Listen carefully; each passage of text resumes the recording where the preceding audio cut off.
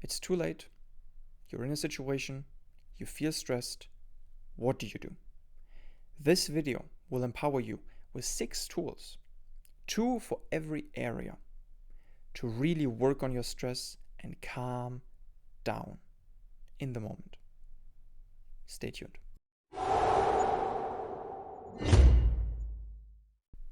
Hi, I'm Sven. I'm a holistic performance psychologist with the mission of empowering you with the knowledge and tools necessary to consistently achieve your goals. And I love that you're taking time today to explore tools for downregulation with me today. Let's jump right in. What's the frame? I said it a couple times. 3 areas. We got the physical area. So what are you doing and how does your body feel? Then you got the mental area, which is your thoughts, what you think. And third, you got the emotional area. What's your interpretation? How do you feel? What's your emotion? All right, let's jump right in. Before we do though, one quick tip. I'll empower you with 6 different tools. The question is, which tools do you want to use? And that's what the tip is about. You want to use the tool that works on whatever of these 3 areas is dominant in your stress response. Some of us are mental. Most of our stress response is the mental component. Work on the mental side of things, if possible. For some of us, it's one of the other 2. We're very emotional, we're very physical. It's mostly about how our body feels. All right.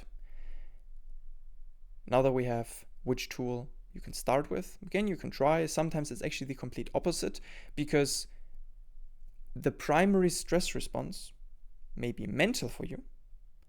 And then you work on a mental tool which anchors you in the mental field, which may feed more energy and attention to this part of your stress response. So at the beginning of your stress response, it might be amazing to work on the mental part. Later on, you may have crossed the line where you're actually feeding the stress response and it's making it worse. Enough frame, let's get into the tools. The first 2 for the physical component. First one, breathing.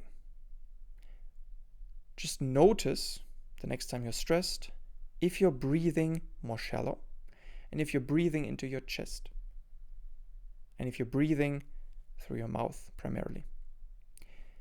This tool helps your body activate the parasympathetic nervous system, rest and repair,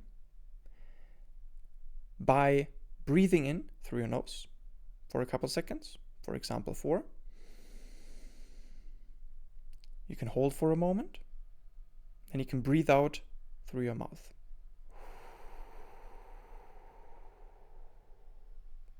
As you noticed, the exhale was longer. You want the exhale to be roughly twice as long.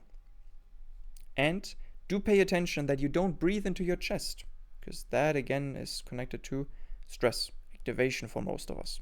So remember to start with your belly and then fill your chest. And you can even do a 3D breath, which is you don't just breathe forward, but you breathe to the sides and to the back as well. It's very technical, but if you like, just try and completely expand, not just in one direction, but in all.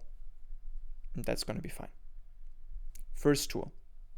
Do that for a couple times and just notice if it works or if it doesn't. Second one.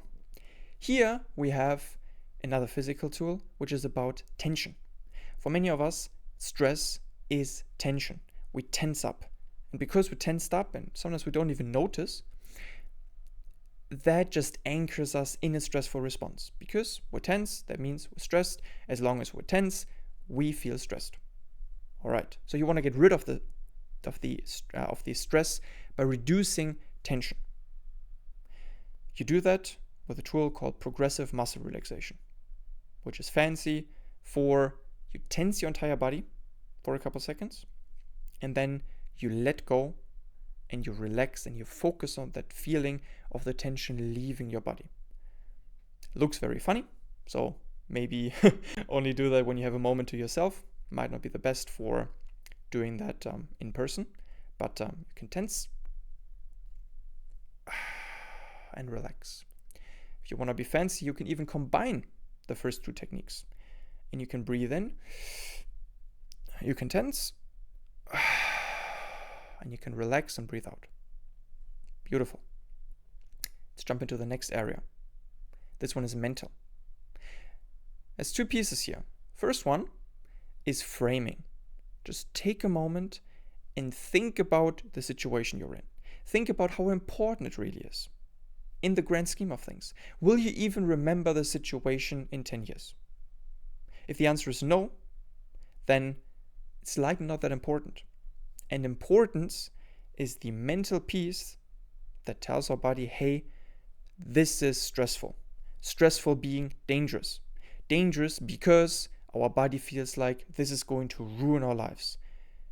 This tool directly combats that by framing it. No, it's not going to be ruining our lives. It's going to be fine. So if you can, take a moment and access a frame that makes this less threatening, the situation. Then the second one, take what your body is thinking is the worst case scenario, the consequence of the situation, and you want to test it. Test the extremes. And oftentimes you will find that you're completely exaggerating what this is going to cause. Somewhat similar to framing, but it's basically just testing your body, testing your assumptions. Because usually, when we're stressed, we tend to not think as clearly. So we assume things that aren't true. If you can check that, and you realize, no, this is not true at all, A, you know that you're stressed, and it's mental, and B, you will relax likely. Because you will realize, okay, that's nonsense. I didn't really think clearly there. And now, the last area, emotional. How do you work on emotions? I want to start with songs, music, sometimes even short video clips. You can work on these. But the key is find something that is inducing an emotional reaction in you. Songs are great for lots of people. Pick a song that produces this warm, relaxed, safe feeling. Maybe even connects you to a memory. Memory you can use, by the way, recalling a memory, both in the emotional piece, because it induces an emotion, but also in the mental piece. If you have a memory where you feel safe and you can access that, great, you can also use that. A little bonus here. Still, songs, short video clips, that is really powerful for lots of people. So use that. And you can use that both in the moment to downregulate, but also before to get yourself in the right mood. Also very powerful. And then we have the second tool. It's dancing, creativity, anything that distracts you and again induces a better bodily feeling. Now, dancing has the added benefit of also loosening your body.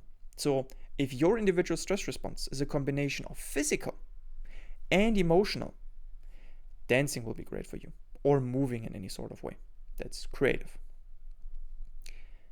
And that is all. Those are all the tools.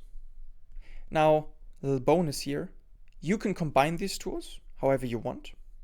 You can use them beforehand to avoid your stress response ramping up. You can use them in the moment. And you can also use them afterwards to relax, to downregulate afterwards. Because often we don't really end the stress response. Often we keep on being anchored even though the situation is over, and even though you wouldn't consider that to be stressful, it is stressful for your body. If you can't sleep at night, or you can't relax, or you can't turn off your head, part of you is definitely stressed. So, detect those situations, because those are really, really hurtful for your body. Because you want to be relaxing and resting and recovering in those moments after a stressful response. It's very important. If you don't do that, we're heading into chronic stress. All right. With that being said, I hope those tools are helpful for you, and I wish you a great day. Take care.